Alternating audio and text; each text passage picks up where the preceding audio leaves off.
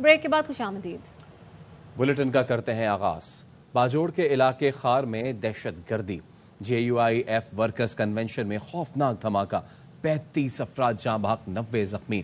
دھماکہ convention hall میں stage کے قریب ہوا، 400 سے زائد شرکاء موجود تھے۔ دھماکے کے بعد ہر طرف تباہی کے مناظر تھے، لاشیں اور زخمیوں کو اسپتال منتقل کر دیا گیا ہے۔ سیکیورٹی اداروں نے بھی ریسکیو آپریشن میں حصہ لیا۔ حافظ حمداللہ کو بھی کنونشن میں شرکت کرنا تھی، مصروفیت کے سبب نہ پہنچ سکے تھے۔ RPO نے کہا کہ حملہ خودکش دھماکہ لگتا ہے، مختلف پہلوؤں سے تحقیقات جاری ہے۔ گورنر KP حاجی غلام علی نے دھماکہ ملک میں انارکی پھیلانے کی سازش قرار دیا۔ کسی مذہب میں اس کی اجازت نہیں ہے کہ جو کچھ ہوا یہ ملک میں انارکی پیدا کرنے کی ناپاک کوشش ہے۔ حافظ حمداللہ کو بھی کنونشن میں شرکت کرنا تھی، مصروفیات کے سبب نہ پہنچ سکے۔ کہتے ہیں یہ حملہ فساد اور دہشت گردی ہے۔ کوئی اس کو اسلام کہتے ہیں، یہ نہ اسلام ہے نہ یہ جہاد ہے، بلکہ یہ فساد اور دہشت گردی ہے، کھلم کھلا دہشت گردی ہے۔ حملہ ہے ریاست پر، یہ حملہ ہے پوری جمہوری قوتوں پر۔ نگراں وزیر اعلیٰ اعظم خان نے پولیس حکام سے رپورٹ طلب کر لی، زخمیوں کو بہترین طبی سہولت فراہم کرنے کی ہدایت کی ہے۔ باجوڑ میں JUI کے ورکرز کنونشن میں دھماکہ، پاک فوج کے 3 ہیلی کاپٹر زخمیوں کی ریسکیو مشن میں حصہ لے رہے ہیں۔ دھماکے کے 10 شدید زخمیوں کو لیڈی ریڈنگ اسپتال پشاور منتقل کیا گیا۔ باجوڑ اسکاؤٹس اسپتال سے 12 زخمیوں کو ہیلی کاپٹر سے پشاور منتقل کیا گیا۔ IGFC میجر جنرل نور ولی خان باجوڑ میں ریسکیو آپریشن کے لیے موجود ہیں۔ IGFC نے ہیڈ کوارٹرز خار اسپتال کا دورہ کیا، زخمیوں کی عیادت کی اور خیریت دریافت کی۔ سیکیورٹی فورسز کی جانب سے زخمیوں کو خون کے عطیات کا سلسلہ بھی جاری ہے۔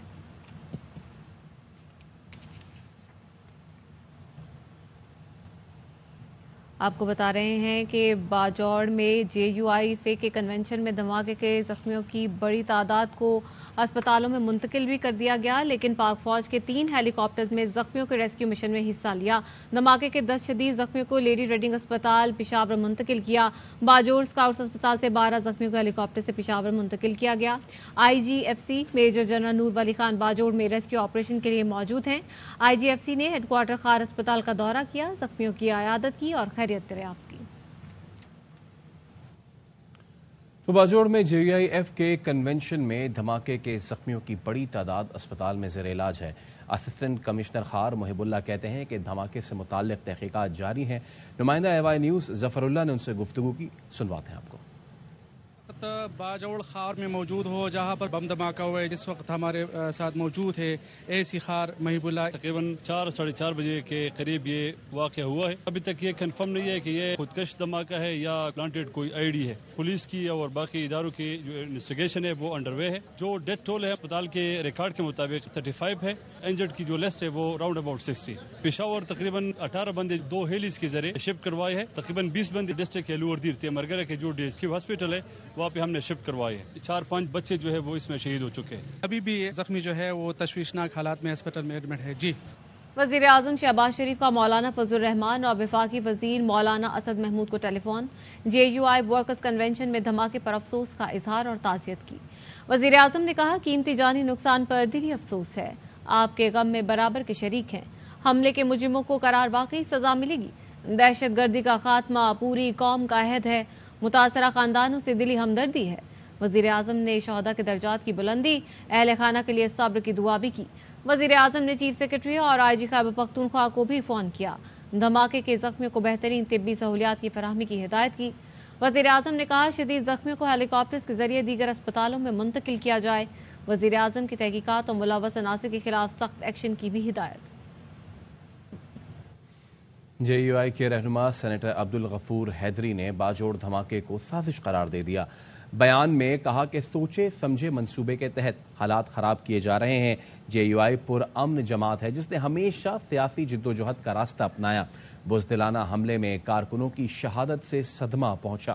انہوں نے انصار الاسلام کے رضاکاروں سے اپیل کی کہ وہ زخمیوں کو خون دینے اسپتال پہنچیں۔ علماء کرام نے باجوڑ دھماکے کا امن کے خلاف سازش قرار دے دیا۔ چیئرمین اسلامی نظریاتی کونسل قبلہ ایاز کہتے ہیں کہ ریاست کے رٹ چیلنج کرنے کے لیے آبادی پر حملے کیے جا رہے ہیں۔ ان کارروائیوں کا مقصد خوف پیدا کرنا ہے۔ محتمم جامعہ بنوریہ کراچی مفتی نعمان نعیم کا کہنا ہے पाकिस्तान तरक्की की राह पर गामजन हुआ है तो दुश्मन अनासिर ने हमले शुरू कर दिए हैं। पाकिस्तान उलमा कौंसिल के ताहिर अशरफी बोले, किसी सूरत दहशतगर्दी को दोबारा परवान चढ़ने नहीं दिया जाएगा। हम वतन और दीन का दिफा करेंगे। चेयरमैन रुयत हिलाल कमेटी मौलाना अब्दुल खबीर आजाद कहते हैं, जब भी मुल्क तरक्की की जानिब जाता है हमले शुरू हो जाते हैं। बहुत बड़ा वाक़या है। इस पूरे इलाके में एक लंबे अरसे से मुसल्लह तंजीमें इंगेज हैं। यकीनन इन कोशिशों का मकसद यही है, एक खौफ की कैफियत पैदा की जाए और रियासत की रिट को चैलेंज कर दिया जाए। इसी मकसद के लिए वो आबादियों में हमले करते हैं। खुदारा इस हवाले से मुस्तकिल बुनियादों पर इन मामलात को देखा जाए। दुश्मन अनासिर नहीं चाहेंगे कि पाकिस्तान मुस्तहकम हो और पाकिस्तान किसी तरह तरक्की की तरफ जाए। अब हमारा मुल्क एक ट्रैक पर चढ़ चुका है। अब इस तरह के जब हालात होंगे तो लोगों का एतमाद जो है वो खराब होगा। मुझे बताइए, इन लोगों का क्या जुर्म है? इन्होंने क्या जुर्म किया था? इनका खून क़यामत के दिन बोलेगा और सवाल करेगा कि भैया यीसम बिन कुतिला, किस जुर्म में इनको कत्ल किया गया? हम अपने वतन का भी दिफा करेंगे, अपनी कौम का भी, अपने दीन का भी। कोई गलतफहमी का शिकार न रहे। ये दरिंदा सिफत लोग हैं जिनका ना कोई दीन है, ना ईमान है, ना कोई मजहब है।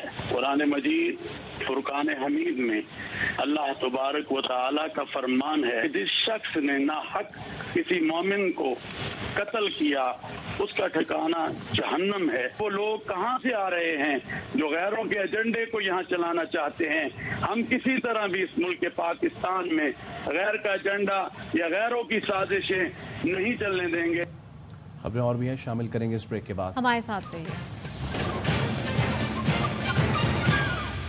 ब्रेक के बाद खुशामदीद। खित्ते के लिए गेम चेंजर मंसूबे सी पैक के 10 साल मुकम्मल। मरकजी तकरीब में शिरकत के लिए चीनी नायब वजीर आजम ही लिंगफिंग 3 रोज़ा दौरे पर पाकिस्तान पहुंच गए। वफाकी वज़रा राना सनाउल्लाह और एहसन इकबाल ने उनका इस्तकबाल किया। मौजूद चीनी मेहमान कल मरकजी तकरीब में शिरकत करेंगे। वज़ीर आज़म शहबाज शरीफ समेत दीगर हुक्काम से अहम मुलाकातें होंगी। 10 बरस पहले शुरू होने वाले प्रोजेक्ट के तहत पाकिस्तान में 25 अरब डॉलर से जायद की सरमायाकारी की गई। लाखों अफराद के रोजगार के मौके मिले। 8000 मेगावाट बिजली पैदा हुई।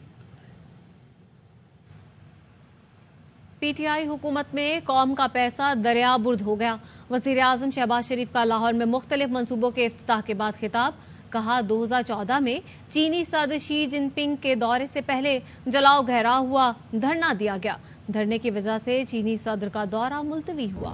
इस हमाम में सब नंगे हैं, बिल्कुल एहतसाब हो, इंसाफ के साथ, किसी के साथ कोई विक्टिमाइजेशन ना हो। मुझे इस मंसूबे ने बेपनाह तकलीफ दी। इसके ऊपर फालतू 77 अरब लगे, हराम के पैसे गए। 77 अरब रुपया दरिया बुर्द ना होता तो मेडिकल सिटी की पूरी एलोकेशन करने के बावजूद 20 अरब बच जाते किसी यूनिवर्सिटी और किसी और काम के लिए। सदर शी जिनपिंग के इस्तकबाल 2014 घेराव किया गया, धरने दिए गए। उसके नतीजे में सदर शी जिनपिंग का दौरा मुलतवी हो गया, सीधा GHQ गया। राहील शरीफ जो उसको चपा सलार थे, उनसे मुलाकात, गुजारिश की कि वो भी अपनी कोशिश करें कि ये दौरा मुलतवी ना हो। कार कर दिया कि हम धरना 3 दिन के लिए भी खत्म नहीं करें। उन्होंने क्यों इसका 100 मोटर नोटिस लिया।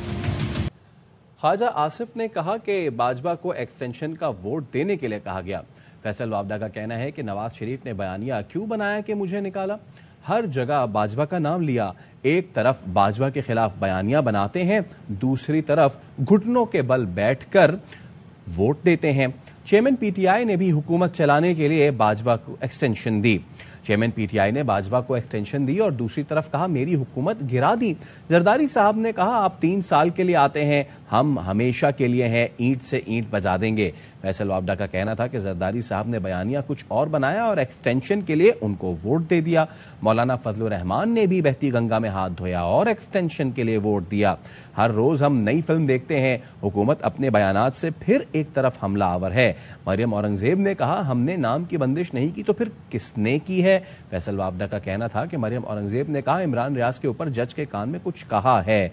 इन सब का माजी हमें भूलना नहीं चाहिए, ये एक्सपायर हो चुके हैं। एक्सपायर्ड लीडर्स के अपने फ्रेम टेढ़े हैं, पाकिस्तान का फ्रेम कैसे ठीक करेंगे। ख्वाजा आसिफ के बयान का बारीकी से जायजा ले तो बहुत चीजें सामने आएंगी। ये लोग जो अंदर बातें करते हैं बाहर ऐसी बातें क्यों नहीं कर रहे। फैसल वाबडा ने यह भी कहा कि पहले गालियां दो फिर अच्छे बच्चे बन जाओ। ये सब कब तक चलता रहेगा। 9 मई के वाक़े पर तमाम लीडरशिप को सजा मिलनी चाहिए। बच्चों को बहकाया गया, ان پر رحم ہونا چاہیے۔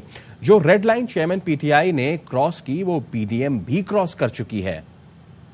وفاقی وزیر آبی وسائل خورشید شاہ کہتے ہیں تمام جماعتوں پر مشتمل کمیٹی نے نگراں وزیر اعظم کے لیے متفقہ طور پر 5 نام طے کیے ہیں۔ 5 نیوٹرل ہیں، کسی جماعت نے کوئی دباؤ نہیں ڈالا۔ اگر نام بتا دیے تو میڈیا اڑا کے رکھ دے گا، بہتر ہے ایک ہی مرتبہ نام سامنے آئے۔ ساری پارٹیوں کی جو کمیٹی ہے اس نے فائنلائز کیا ہے 5 نام۔ اب وہ نہیں بتا سکتے 5 نام آپ نیوٹرل ہے، کسی پارٹی سے تعلق نہیں ہے۔ ویسے تو ہم لوگوں نے کمیٹی نے نام تو آپ نے ڈیسائڈ کیا ہے، اور کسی پارٹی نے بھی کوئی دباؤ ڈال کے کوئی نام نہیں دیا ہے کہ یہ نام بھی ڈال۔ اگر بتا دیا تو فائدہ پھر کیا ہوگا؟ آپ لوگ اس کو اڑا کے رکھ دیں گے، پہلے سے پریشر شروع ہو جائے گا کہ وہ اٹھاؤ وہ اٹھاؤ وہ اٹھاؤ، ایک دم نام آ جائے گا، جان چھوٹ جائے گا۔ حکومت انسداد پرتشدد انتہا پسندی کی روک تھام کا بل سینٹ سے منظور کرانے میں ناکام۔ حکومتی اور اپوزیشن ارکان کی شدید مخالفت کے بعد چیئرمین سینٹ نے بل ڈراپ کر دیا۔ وزیر مملکت شہادت اوان نے بل پیش کیا تو صادق سنجرانی نے اس پر ایوان سے رائے مانگی۔ ارکان کی رائے لینے کے بعد چیئرمین سینٹ نے کہا حکومت اس بل کو ڈراپ کرے نہ کرے میں ڈراپ کرتا ہوں، جس کے بعد چیئرمین سینٹ نے تدارک پر تشدد انتہا پسندی بل پر مزید کارروائی روک دی۔ چھٹی کے دن اجلاس بلانے پر بھی چیئرمین سینٹ کو تنقید کا سامنا کرنا پڑا۔ بل روٹین میٹر تھا، آج اجلاس اس لیے بلایا گیا تھا، میں کلیریفیکیشن اس لیے دے دوں۔ قادری صاحب جیسے سینئر کون مشق فارمر ڈپٹی چیئرمین سینیٹر نے یہ کہا کہ آج آپ نے سیشن ویسے بلایا اس بل کے لیے بالکل نہیں تھا۔ حکمراں جماعت کے سینیٹر عرفان صدیقی نے سب سے پہلے بل کی مخالفت کی، کہا بل کا اس حال میں پاس ہونا شکنجہ ہے، پتہ نہیں کل کون کسا جائے گا۔ بل کو پہلے کمیٹی میں پیش کرنا چاہیے تھا۔ جے یو آئی اے اور نیشنل پارٹی نے اجلت میں قانون سازی کی مخالفت کی۔ سینیٹر کامران مرتضیٰ نے کہا اس قانون سازی سے آپ اپنے ہاتھ کاٹ رہے ہیں، کل یہ ہم سب کے لیے مصیبت بنے گا۔ عبدالغفور حیدری نے کہا بل کے ذریعے بنیادی انسانی حقوق متاثر ہوں گے۔ نیشنل پارٹی کے سینیٹر طاہر بزنجو نے بل کو جمہوریت پر کھلا حملہ قرار دیا۔ آف وائلنٹ ایکسٹریمزم ایکٹ 2023 سب کے حقوق سلب کرتا ہے، اس کے مقاصد اس کے اہداف سے اتفاق کرتے ہیں، لیکن ہمیں یہ خدشہ ہے یہ قانون اگر جو کا تو منظور ہو گیا بغیر کمیٹی میں گئے تو پھر آنے والے دنوں میں یہ ایک ایسا شکنجہ ہوگا جس میں سے پتہ نہیں کون کسا جائے گا، اور پھر وہ کہے گا جی کہ جب قانون بن رہے تھے تو آپ کہاں تھے۔ اتحادی بھائیوں کو پتہ نہیں چل رہا کہ کل ہمارے ساتھ کیا ہونے والا ہے۔ اگر آپ نے کوئی زور سے بھی نعرہ لگایا تو اس نے کہا کہ تشدد پہ اکسارا تھا لوگوں کو۔ جمعیت علماء اسلام اس بل کی مخالفت کرتی ہے۔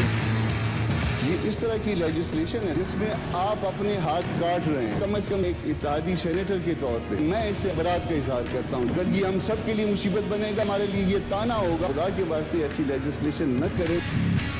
سارے بڑے فیصلے تو بدقسمتی سے وہ جماعتیں کر رہی ہیں۔ مسلم لیگ نون سے ہمیں سخت گلا ہے، جتنے بھی ان لوگوں نے الٹے سلٹے جو لیجسلیشن کیے ہیں کسی کو اعتماد میں نہیں لیا گیا۔ جہاں تک اس کا تعلق ہے یہ تو جمہوریت پر ایک کھلا حملہ۔ انسداد پرتشدد انتہا پسندی بل کی ایک شق سے بو آ رہی ہے کہ اس میں پی ٹی آئی کو ہدف بنایا جا رہا ہے۔ سینیٹر ہمایوں محمد کہتے ہیں حکومت کے اتحادی بھی اس بل کے خلاف احتجاج کر رہے ہیں، اس کے دور رس نتائج ہوں گے، اسی طرح کرنا ہے تو بہتر ہے مارشل لاء لگا دیں۔ بل میں سے گزر رہا تھا، مجھے ایسے لگ رہا تھا جیسے رانا ثناء اللہ، اس بل کا نام تو وائلنٹ ایکسٹریمزم ہے لیکن ایکچولی وہ اس کو لکھنا چاہتے تھے to prevent Pakistan Tehreek Insaf from taking part in the next election. مجھے اس کے ایک شق میں سے یہ بدبو آ رہی تھی کہ وہ یہ سارا کا سارا بل اونلی ٹارگیٹنگ پاکستان تحریک انصاف، ان کے اتحادی جے یو آئی والے، ان کے اتحادی یہ سارے مل کے اس کے اوپر احتجاج کر رہے ہیں۔ میں چیئرمین صاحب آپ سے ریکویسٹ کروں گا کہ اس بل کو پلیز آپ کمیٹی میں بھیجیں۔ اگر ہم نے اسی طرح ہی کرنا ہے تو اس سے بہتر ہے آپ مارشل لاء لگائیں، ہم ادھر پارلیمنٹ میں بیٹھے کیوں ہیں پھر؟ جماعت اسلامی کے سینیٹر مشتاق احمد خان نے کہا یہ بل صرف ایک پارٹی نہیں تمام سیاسی جماعتوں کے خلاف ہے، یہ بل جمہوریت کے تابوت میں آخری کیل ثابت ہوگا، اس بل کی مخالفت کرتا ہوں۔ نان الیکٹڈ فورسز وہ یہ چاہتے ہیں کہ پارلیمنٹ کے ذریعے سے جمہوریت کی تدفین کی جائے۔ حیرت ہے کہ کس طرح ایک حکومت نے اپنی اتحادیوں کو بھی اعتماد میں نہیں لیا۔ آج آپ ایک پارٹی کو ٹارگٹ کر کے کر رہے ہیں لیکن کل تمام جماعتوں کی گلے کا پندہ بنے گا۔ تو تشدد اور انتہا پسندی پر 10 سال تک قید اور 20 لاکھ روپے جرمانہ ہوگا۔ پرتشدد انتہا پسندی کی روک تھام کے مجوزہ بل کے مطابق تشدد میں ملوث تنظیم کو الیکشن میں حصہ لینے کی اجازت نہیں ہوگی، اثاثے بھی منجمد کر دیے جائیں گے، فہرست میں شامل فرد کو 90 دن سے 12 ماہ تک حراست میں رکھا جا سکے گا۔ ہوشیار خبردار، اب جو نفرت پھیلائے گا، تشدد پر اکسائے گا، سیدھا جیل جائے گا۔ مجوزہ قانون کے تحت پرتشدد انتہا پسندی میں ملوث شخص کو 3 سے 10 سال تک سزا اور 20 لاکھ روپے جرمانہ ہوگا۔ قانون کی خلاف ورزی کرنے پر 5 سال تک قید اور 10 لاکھ روپے تک جرمانہ ہو سکتا ہے۔ معاونت کرنے، سازش رچانے یا تشدد پر اکسانے والے کو 10 سال حوالات کی ہوا کھانی پڑے گی، 20 لاکھ روپے جرمانہ بھی ہوگا۔ پرتشدد انتہا پسندی میں ملوث تنظیم کو 50 لاکھ روپے جرمانہ ہوگا۔ جرم ثابت ہونے پر تنظیم کے رہنماؤں، عہدیداروں اور ارکان کے پاسپورٹ ضبط، اسلحہ لائسنس منسوخ اور اثاثے منجمد کر دیے جائیں گے۔ ایسی تنظیم کو الیکشن میں حصہ لینے کی بھی اجازت نہیں ہوگی۔ حکومت کسی شخص یا تنظیم کو پرتشدد انتہا پسندی پر لسٹ 1 اور 2 میں شامل کر سکتی ہے۔ لسٹ میں شامل شخص کو 90 دن سے 1 سال تک حراست میں رکھا جا سکے گا۔ بل کے تحت تعلیمی ادارے کسی شخص کو پرتشدد انتہا پسندی میں ملوث ہونے یا اس کا پرچار کرنے کی اجازت نہیں دیں گے۔ کوئی سرکاری ملازم خود یا اپنے اہل خانہ کو پرتشدد انتہا پسندی میں ملوث نہیں ہونے دے گا۔ سربراہ پاک فضائیہ کی دورہ چین کے دوران اعلیٰ عسکری قیادت سے ملاقاتیں۔ ترجمان پاک فضائیہ کا کہنا ہے کہ ایئر چیف نے چینی وزیر دفاع، Peoples Liberation Army Air force کے کمانڈر، ایکوپمنٹ ڈیولپمنٹ ڈپارٹمنٹ کے سربراہ اور director general bureau of military equipment and technical cooperation سے ملاقاتیں کی۔ ملاقاتوں میں باہمی دلچسپی کے امور اور علاقائی سلامتی کی صورتحال پر تبادلہ خیال کیا گیا۔ سربراہ پاک فضائیہ air chief marshal Zaheer Ahmed Babar Sidhu نے کہا کہ پاکستان چین کے ساتھ اپنے مضبوط سفارتی اور دفاعی تعلقات کو قدر کی نگاہ سے دیکھتا ہے۔ سربراہ پاک فضائیہ کے People's Liberation Army Air Force headquarters آمد پر چینی فضائیہ کے چاق و چوبند دستے کا گارڈ آف آنر بھی پیش کیا گیا۔ چینی فضائیہ کے کمانڈر کی جانب سے پاک فضائیہ کے اہلکاروں کی پیشہ ورانہ مہارت کی تعریف کی گئی۔ خبروں کے سلسلے کو آگے بڑھاتے ہیں۔ تشدد کا شکار گھریلو ملازمہ رضوانہ کو دوبارہ آکسیجن لگا دی گئی۔ اسپتال انتظامیہ نے 48 گھنٹے اہم قرار دے دیے۔ پرنسپل جنرل اسپتال لاہور پروفیسر الفرید ظفر کہتے ہیں رضوانہ کی طبیعت صبح 4 بجے سے خراب ہے۔ گزشتہ روز رضوانہ کی طبیعت بہت بہتر تھی۔ میڈیکل بورڈ طبیعت بگڑنے کا جائزہ لے گا۔ رضوانہ کے پلیٹلیٹس 12,000 سے بڑھ کر 24,000 ہو گئے ہیں۔ مڈ نائٹ کے قریب اور پھر ارلی مارننگ اس کی سیچوریشن ڈراپ کی، آکسیجن سیچوریشن اس میں کچھ کمی آئی اور یہ بریتھلیس ہوئی، تو پھر دوبارہ اس کو ہم نے مختلف انٹینسو میز جو تھے وہ کر کے اس کو فٹ کیا۔ اگلے 48 گھنٹے ہیں وہ کروشل ہیں اور یہ بھی چانس ہے کہ یہ شاید وینٹیلیٹر پہ بھی جا سکتی ہے۔ آج ہم نے کارڈیالوجسٹ بھی انوالو کی ہیں کیونکہ اس کا ہارٹ ریٹ بھی تھوڑا سا کئی دفعہ انسٹیبل ہو جاتا ہے۔ ایک کیونکہ اس کی والدہ بار بار کہہ رہی ہے کہ اس کو زہر دیا گیا یا تیزاب پلایا گیا، اس کی آج ہم نے ٹاکسیکولوجی کی ایک بلڈ سیمپل فورینزک لیب میں بھیجا ہے۔ آج بیسیکلی ہم نے برونکوسکوپی کر کے اس کے لنگس کو صاف کیا، تو ہوپ فلی یہ بہتر ہوگی۔ ہسپتال میں زیر علاج تشدد کا شکار بچی رضوانہ کی والدہ کا کہنا ہے کہ ڈاکٹروں نے اس کی حالت تشویشناک بتائی ہے۔ رضوانہ کی دادی نے بتایا کہ ڈاکٹروں نے اگلے 48 گھنٹے اہم قرار دیے ہیں۔ اللہ تعالیٰ سے دعا گو ہیں کہ اسے صحت عطا کرے۔ حالت اچھی ہے، سیریس ہی دس رہے ہیں ابھی تک کرتا ایسا ہی کور ہوے گی۔ لتاں باواں ساریاں ٹوٹیاں ہوئے، جسم سارا روگی ہویا، سونڈے یا دماغ دے وچ اُتے پی گیا۔ ਉਹਦੀ ਕੰਡੀਸ਼ਨ ਬਹੁਤ ਸੀਰੀਅਸ ਹੈ। ਉਹਨੇ ਦੱਸਿਆ ਵੀ 48 ਘੰਟੇ ਜਿਹੜੇ ਉਹਦੇ ਖਤਰੇ 'ਚ ਆ। ਅੱਲਾ ਅੱਗੇ ਦੁਆ ਕਰੋ, ਅੱਲਾ ਦੀ ذات کرم ਦਾ۔ چیئرمین پاکستان علماء کونسل حافظ طاہر محمود اشرفی کہتے ہیں ایک منصف کے گھر میں بچی کے ساتھ ظلم و زیادتی ہوئی، رات کو عدالت لگی اور نہ ہی کوئی سو موٹو ہوا۔ کیا رضوانہ پاکستان کی بیٹی نہیں؟ منصف کے گھر میں ایک بچی کے ساتھ ظلم و زیادتی ہوتی ہے اور نہ رات کو عدالت لگتی ہے، نہ کوئی سو موٹو ہوتا ہے۔ کیا یہ رضوانہ جو ہے یہ پاکستان کی بیٹی نہیں ہے؟ وزیر خزانہ اسحاق ڈار کہتے ہیں کہ حکومت کے 10 سے 11 ماہ انتہائی مشکل تھے۔ دنیا شاید چاہتی تھی کہ پاکستان ڈیفالٹ کرے اور اس کا تماشا بنے۔ IMF ہو یا نہ ہو، ہمارا پلان بی بھی تیار تھا۔ چین نے دیکھا پاکستان نے کام مکمل کر لیے تو اس نے اپنے بینکس کو گرین سگنل دیا. 11 مہینے کا وہ کافی ڈیفیکلٹ تھا. میاں شاید یہ چاہتی تھی کہ پاکستان ڈیفالٹ کرے اور اس کا تماشا بنے. ہماری بڑی کلیئر پالیسی تھی, پاکستان اپنی سوورن کمٹمنٹس کو وقت پہ پورا کرے گا, IMF اور نو IMF. ہمارا پلان بھی تیار تھا. ہر پیمنٹ وقت پہ کی. ملکی ریزروز وہ قریباً اب 13 اور 14 بلین کے درمیان ہو رہے ہیں. چائنا نے جب یہ ریئلائز کر لیا فروری میں کہ پاکستان ٹیکنیکلی اپنے سارے کام مکمل کر چکا ہے اور یہ کوئی اور ہی وجوہات ہیں, ریزن بنائی جا رہی ہے, تو انہوں نے اپنے بینکوں کو گرین لائٹ دی. نیوز اسٹوڈیو سے فی الوقت اتنا ہی. دیکھتے رہیے AR9 نیوز.